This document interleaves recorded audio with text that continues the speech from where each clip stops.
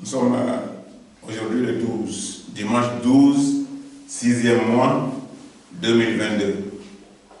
Nous avons comme thème ce matin l'influence des beaux-parents dans le couple. Et tous dans le monde, sur cet thème, nous sommes concernés par ce thème. Parce que Dieu a toujours l'occasion de nous révéler et de nous parler pour nous édifier. L'influence des beaux-parents dans le mariage de leurs enfants peut avoir un effet positif ou négatif sur le couple. La relation avec notre belle famille est importante parce que on ne peut pas être lié, un qui vient de l'autre côté et l'autre de l'autre, et puis ils coupent avec leur famille d'origine. Donc, notre relation avec notre belle famille est très importante et on ne devrait pas avoir de problème de couple à cause de la belle famille normalement. Parce que la belle famille est importante. La belle famille, c'est celle qui accueille la fille qui devient la femme de leur fils ou celle qui accueille le fils qui devient le mari de leur fille. Donc, c'est une relation d'origine. C'est-à-dire qu'un de ceux-là vient d'une famille qui est l'origine de cette personne. Donc, elle est très importante. Et on ne peut pas avoir de rupture avec ses parents. Nous allons lire dans Luc 15, Luc chapitre 15, verset 18 à 20. Luc chapitre 15, verset 18 à 20. La Bible dit: Je me lèverai, j'irai vers mon Père, et je lui dirai: Mon Père, j'ai péché contre le ciel et contre toi. Je ne suis plus digne d'être appelé ton fils. Traite-moi comme l'un de tes mercenaires. Ça, c'est un enfant qui vit dans une famille riche. Son père avait des travailleurs à la maison. Il y avait des gens qui travaillaient pour eux, qui étaient au service de ses enfants. Et un jour, il s'est levé, il a dit: Papa, je suis grand, je m'en vais de la famille. Partage les intérêts et puis tu donnes ma part. Et le père a partagé l'héritage. Il a donné sa part, il est parti gaspiller. Il a gaspillé, c'est fini. Et quand c'est fini, les problèmes commencent. Maintenant, la faim commence, le chômage commence, la souffrance qu'il ne connaissait pas avant, ça commence. Et il se leva et alla vers son père. Comme il était encore loin, son père le vit et fut ému de compassion. Il courut se jeter à son cou et le baisa. Quand son père l'a vu de loin, l'enfant qui pensait que dès qu'il arriverait dans la famille, il serait rejeté, son père est allé vers lui en courant. Il est allé vers lui en courant. Il n'était pas dans la colère. Il est parti se jeter sur lui, il a commencé à lui faire des bises. Et l'enfant même a été surpris de voir une telle réception. Mais c'est Dieu qui aurait souhaité ainsi que l'enfant aille quelque part, qu'il voie la vérité et qu'il revienne dans sa rébellion. Et maintenant qu'il soit repenti et qu'il soit soumis aux règles de la famille. Voilà le mot qu'il a adressé à son père. Traite-moi comme l'un de tes mercenaires. Or, nous savons que le mercenaire, ici, l'enfant veut parler dans le cadre des travailleurs de son père. Mais les mercenaires, c'est normalement des groupes étrangers qui viennent quelque part pour un intérêt de salaire et qui agissent en fonction de leur salaire. Mais dans ce cas-là, l'enfant veut être traité comme un des ouvriers de son père. Parce qu'il ne se sent plus digne d'être appelé fils à cause de l'acte qu'il a posé. Généralement, l'enfant est lié à sa famille. Et c'est ce que nous avons constaté dans ce verset. Un enfant est lié à sa famille. On ne peut pas séparer un enfant de sa famille. Parce que c'est son origine. L'enfant est lié à sa famille. Et la relation entre les parents et leur enfant est importante. Elle est très importante.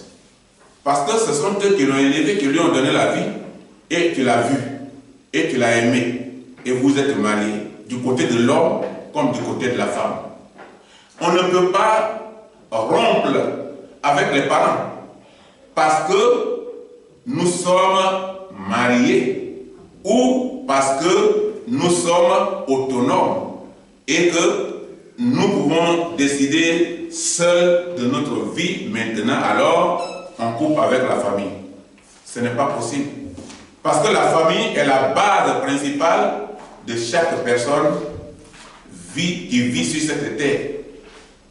Et donc, l'enfant là, quand il a vu que les choses allaient mal, il a pensé que j'ai une famille. Et il est retourné en famille. Donc, ce jeune homme a pris son indépendance de ses parents. Mais, quand les choses devenaient compliquées pour lui, la première des choses qui lui est venue en idée est de retourner en famille. C'est de même pour nous. Quand rien ne va plus quand rien ne va plus bien chez nous, quand rien ne va plus bien chez nous, on pense au retour en famille. On pense à l'amour que notre famille nous réservait lorsque nous étions dans la famille. On pense à notre enfance avec nos parents. On pense à notre relation avec les autres membres de notre famille. Donc, c'est général. Que nous soyons mariés, que nous ne soyons pas mariés, que nous soyons détachés de la famille pour aller quelque part à cause de notre travail ou à cause de notre autonomie, nous restons toujours liés à la famille parce que c'est notre origine. Et lorsque les choses ne vont plus bien, nous retournons dans la famille. Parce que c'est le seul lieu où on peut être à l'aise et on peut être heureux parce que c'est chez nous. C'est les Français qui disaient souvent, quand quelqu'un arrive chez eux, il dit, ah ben sois le bienvenu, fais comme chez toi. Mais après, il lui dit, mais n'oublie pas que tu es chez nous. Hein. Une manière de dire qu'il est étranger, quel que soit l'accueil qu'on lui donne. Mais dans la famille, tu es originaire de la famille et tu es membre. Et quand la vie de notre couple devient difficile et que nous ne pouvons plus vivre en présence de l'autre, nous pouvons demander le secours de nos parents ou retourner avec eux. C'est ce que les gens font souvent. D'autres sont mariés. Quand le mariage ne marche pas, ils retournent chez eux. Soit la femme ou soit l'homme. Ou alors, on demande secours, conseil, pour que ces parents-là nous viennent en aide, qu'ils nous sauvent. Et que notre couple soit préservé. Normalement, le devoir des beaux-parents, de la belle famille, c'était de préserver la vie de leurs enfants pour leur stabilité. Les beaux-parents conscients veulent que leurs enfants soient heureux. Mais je parle des beaux-parents conscients qui veulent que leurs enfants soient heureux. C'est pourquoi beaucoup de parents se permettent d'intervenir à tout moment dans le couple de leurs enfants. Ce qui n'est pas trop normal, mais leur première vision, leur première pensée pour faire ça, c'était que leurs enfants soient heureux. Donc, ils les suivent à la loupe. Parfois, ils sont trop envahissants. Ils se mêlent de tout. Il y a des parents qui exagèrent, qui se mêlent de tout. Ils ont toujours des commentaires à dire sur tout ce qui se passe entre l'homme et sa femme. Et souvent, n'importe quoi. Dans ce cas-là, il y a un danger. C'est là que les choses peuvent vite virer au cauchemar avec notre conjoint. Et les problèmes commencent. Parce que les problèmes dans un foyer commencent au commencement. Puisque tout ce qui se passe dans le foyer se note, c'est écrit. Ça fait partie de l'histoire.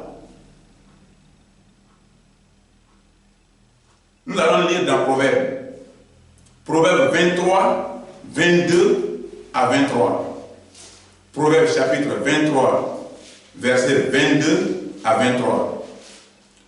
La Bible dit: écoute ton père, lui qui t'a engendré, et ne méprise pas ta mère quand elle est devenue vieille. Acquiert la vérité et ne la vends pas. La sagesse, l'instruction et l'intelligence. Ces deux versets sont importants pour que nous comprenions mieux notre relation avec nos parents. Écouter les parents ne veut pas dire que tu dois faire n'importe quoi. Écouter nos parents, c'est obéir, c'est respecter. Mais quand ils commencent à déraper dans notre couple, il faut arrêter. Tu commences à aller loin. Et ça peut avoir des problèmes. C'est d'être dans la vérité. Selon le verset que nous avons lu, la sagesse et être instruit dans l'intelligence. Ce qui explique que nous avons besoin d'un minimum de réflexion. On peut recevoir des conseils, les gens peuvent nous parler, les gens peuvent nous dire beaucoup de choses, mais nous devons sélectionner ce qui est bien et ce qui est mauvais. C'est ça que la Bible appelle le discernement. Et que les choix que nous faisons avec notre conjoint ne regardent que nous. Nous devons dire ça quand nos parents commencent à s'ingérer dans notre vie conjugale. On leur dit, attention, vous commencez à rentrer beaucoup. Et nous leur disons que les choix que nous faisons avec notre conjoint ne regardent que nous. Ils peuvent donner, nos parents, leur avis, mais s'ils deviennent trop investis dans notre projet de couple, attention. Faisons attention de bien leur faire comprendre que c'est notre vie. Que c'est notre vie. Parce que c'est la base de notre famille. Et que c'est à nous de faire ce qui nous semble bon pour nous, pour notre femme ou pour notre mari. Parce que la belle famille, du côté de l'homme comme de la femme, trop présente, peut être un véritable handicap pour le couple qui n'arrive plus à se gérer seul. Il y a des familles, tous les temps, qui sont dans la vie de leurs enfants. La vie de leurs enfants. Qu'est-ce qui se passe là-bas? On dit quoi? Ta femme fait quoi? Ton mari a dit quoi? Qu'est-ce qui se passe? Et pourquoi tu n'as pas fait comme ça? Quand c'est comme ça, maintenant, quand c'est comme ça, faisons attention. Parlons-leur que vous êtes trop investis. Et quand c'est comme ça, le couple ne peut pas se gérer seul. Parce qu'il y a une politique extérieure qui domine. Généralement, l'influence inappropriée de certains parents provoque une situation difficile entre le couple parfois chargé. Chargé de tensions, chargé de problèmes psychologiques. Parce que finalement, il y a trop de gérance. Et l'homme ou la femme n'a plus une idée fixe et personnelle pour gérer ses responsabilités. Quand c'est comme ça, c'est dangereux. Les difficultés avec les couples sont le plus souvent liées à l'influence que les parents exercent sur les conjoints. Il y a des parents autoritaires qui veulent à tout prix que leurs enfants fassent ce que eux ils veulent. Ils oublient que les deux sont majeurs et ils se sont choisis pour vivre ensemble, et maintenant à eux de penser à leur futur et de s'organiser. Donc c'est lié à ça. C'est lié à ça. À l'influence que les parents exercent sur les conjoints. Lorsque nous choisissons de partager notre vie avec une personne, nous choisissons en quelque sorte de respecter les principes qui nous lient avec elle. Et ça c'est clair dans notre esprit. Quand il n'y a pas ça, nous sommes hors sujet de ce qu'on appelle vie conjugale ou couple.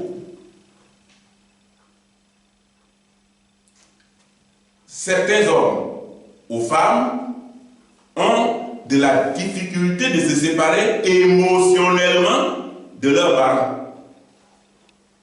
Ces hommes ou ces femmes qui sont devenus dépendants de leurs parents peuvent s'attendre à ce que leur mari ou leur femme change envers eux un jour.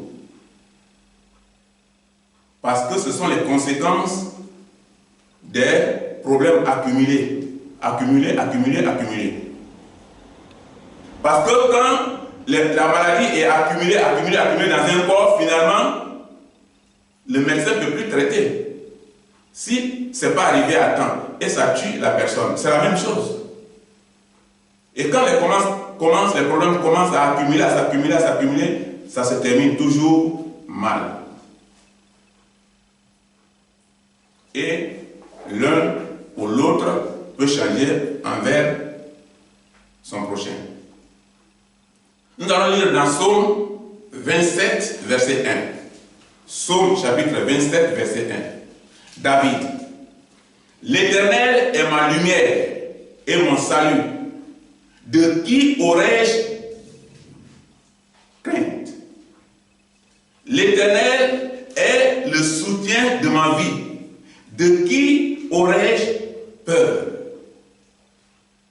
Si Dieu est notre appui, pourquoi certaines personnes ont souvent peur de leurs parents et qui ne peuvent pas décider de leur dire la vérité en face? Pourquoi? Si Dieu est notre soutien et notre appui, pourquoi? Et font ce qui est interdit dans un mariage, sachant que ce qu'ils leur demandent de faire peut avoir des répercussions dans leur couple tôt ou tard. Parce que dans un couple, tout est noté. Parce que le couple, c'est une histoire. Le mariage est une histoire. Une longue histoire. Donc, si on sait que ce qu'on me demande de faire peut avoir des répercussions dans ma vie ou dans mon couple demain, je dis non. Arrête. Arrête. Ce que tu dis là, c'est pas bon pour moi. Arrête. C'est pas bon pour mes enfants, c'est pas bon pour ma femme, c'est pas bon pour mon mari.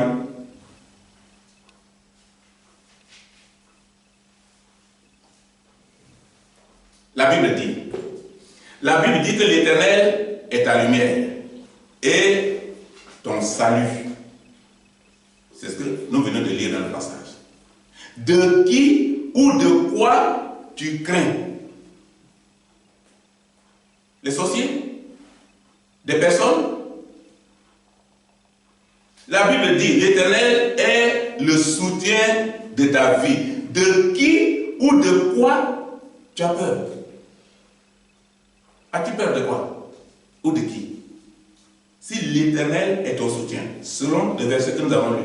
Si réellement nous croyons à la Bible, nous les pratiquons, nous voyons les réalités qui sont dedans, et Dieu agit par rapport à l'acte qu'on pose, qui est dans le respect des textes de la Bible.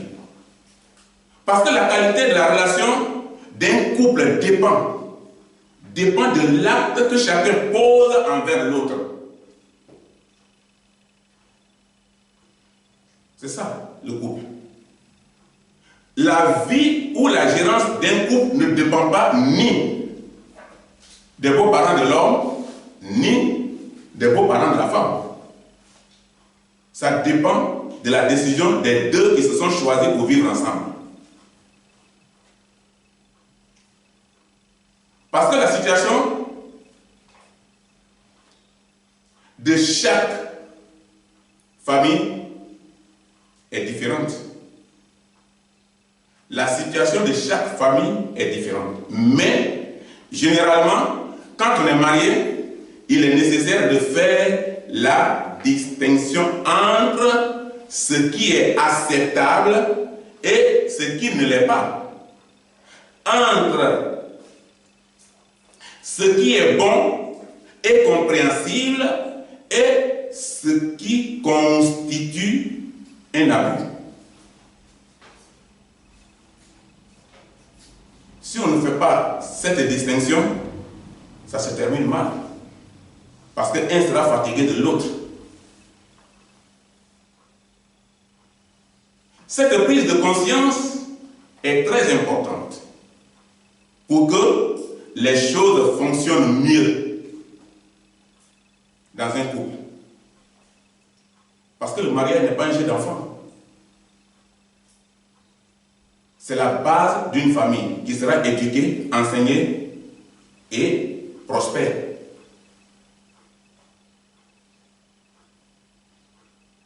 Donc, cette prise de conscience est très importante pour que les choses fonctionnent mieux dans le couple. Donc, les mauvaises instructions des beaux-parents usent le couple et finissent parfois par la dissolution de leur alliance. Le temps qu'on se rend compte que tout ce que nous faisons n'est pas en conformité avec les tests de ce qu'on appelle vivre ensemble, il serait déjà trop tard.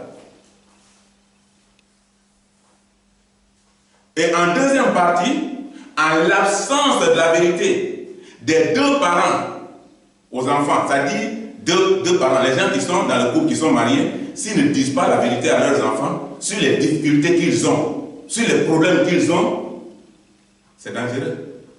Et c'est ça qu'on appelle l'absence de la vérité des deux parents aux enfants. Les enfants du couple peuvent être manipulés dans plusieurs familles, contre leur père. Il y avait une famille ici à Saragosse, madame a manipulé les enfants contre le père. Sa fille, a appelé la police. Ils sont venus prendre l'homme à la maison pour le mettre dehors, pour lui dire qu'il faut choisir, soit tu restes ici, ou ton enfant s'en va dehors. Il a dit, mais mon enfant s'en va où? Moi je sors. Il est parti vivre dehors. Simplement parce que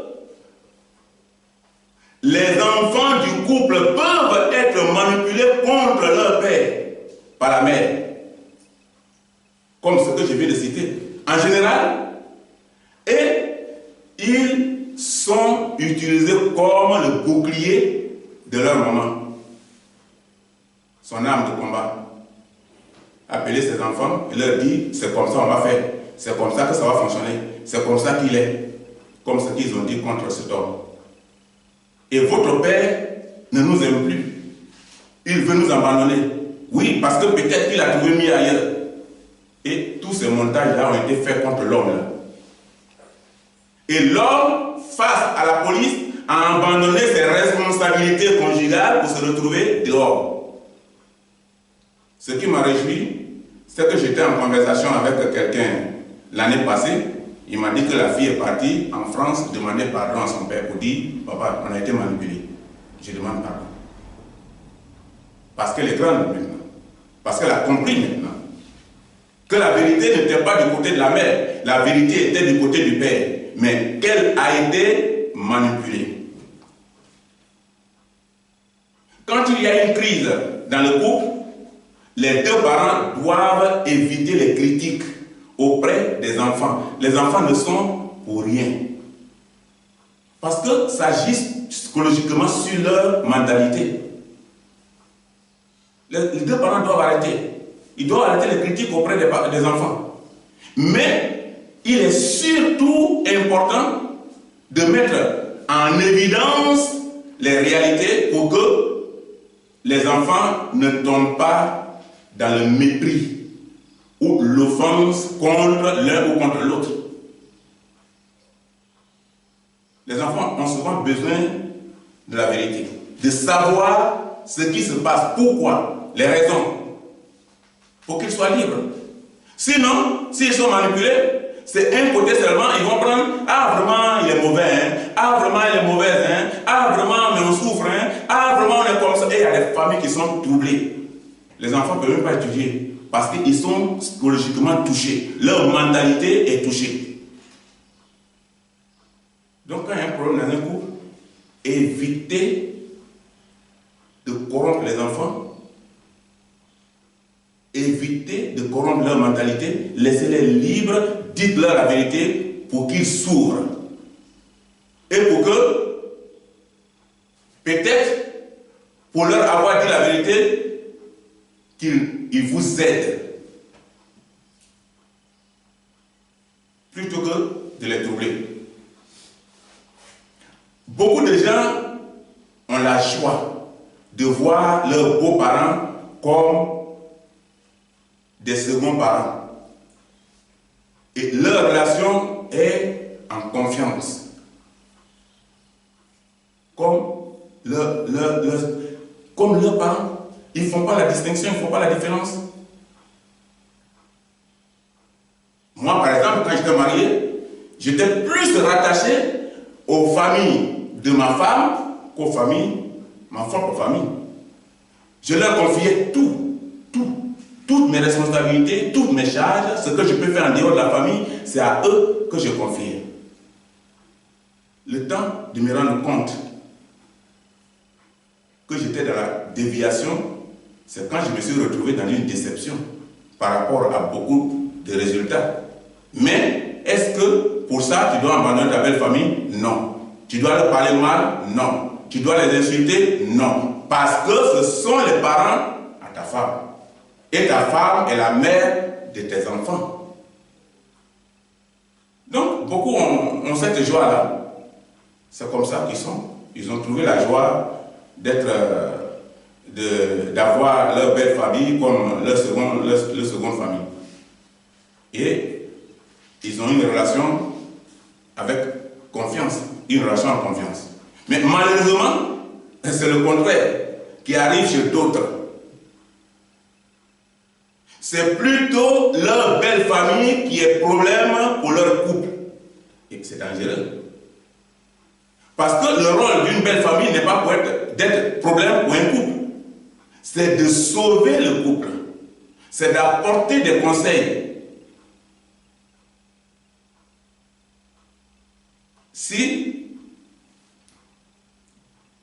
c'est votre cas, d'avoir des problèmes de couple à cause de votre belle famille, que ferez-vous? Ça, c'est la question générale qui concerne tous les mariés. Si une attitude ou un comportement de vos beaux-parents vous dépasse, ce qui vous met mal à l'aise, que ferez-vous? Pensez aux avantages quand on est couple. Pensez aux avantages si vous êtes couple. Aux avantages que vous pouvez apporter à votre vie conjugale. Au lieu de vous mettre dans les choses qui vous salissent dans votre couple et qui souillent votre réputation,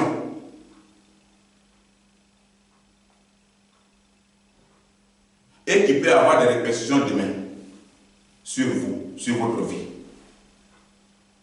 On doit écouter et respecter les parents, mais choisissons ce qui est bon dans leurs conseils. Tous les conseils ne sont pas bons. Choisissons ce qui est bon dans leurs conseils. Parce que la plupart des problèmes de couple surviennent à cause de la belle famille. La majorité des problèmes sont liés à la belle famille, qui ne doit pas normalement se mêler de plein pied dans les problèmes du couple de leurs enfants. Ces familles qui ne donnent pas de bons conseils à son enfant, qui ne lui dit pas surtout ce qu'il va faire pour faire prospérer le couple et pour maintenir l'amour, cultiver l'amour. L'amour se cultive, on cultive l'amour. L'amour ne s'acquiert pas par la magie ni par la sorcellerie. Il faut le cultiver. Nous allons conclure là ce matin. Le fils ou la fille qui dépend trop de ses parents, ne se conforme pas souvent à la règle du couple, mais se conforme plutôt à la règle des parents, au dicté des parents. Dans le couple, chacun se doit d'être poli, courtois, respectueux de l'intimité de l'autre pour que les choses fonctionnent mieux.